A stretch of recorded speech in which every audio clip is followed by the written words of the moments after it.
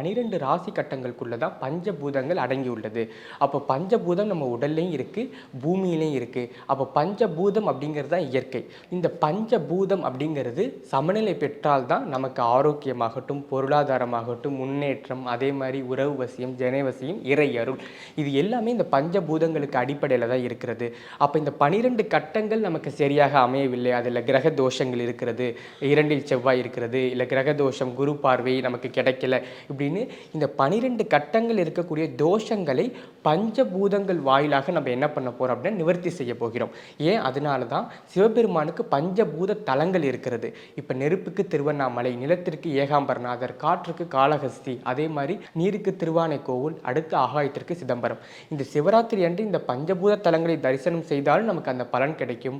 அப்படி இல்லை அப்படின்னா நான் சொல்லக்கூடிய இந்த பொருட்களை சிவபெருமானுக்கு கொடுத்தாலும் அந்த பஞ்சபூதம் சரிசமம் அடைந்து நம்ம ஜாதக கட்டங்களில் இருக்கக்கூடிய தோஷங்கள் அனைத்துமே நிவர்த்தி செய்யக்கூடிய ஒரு நாளாக இந்த சிவராத்திரி அமையும்.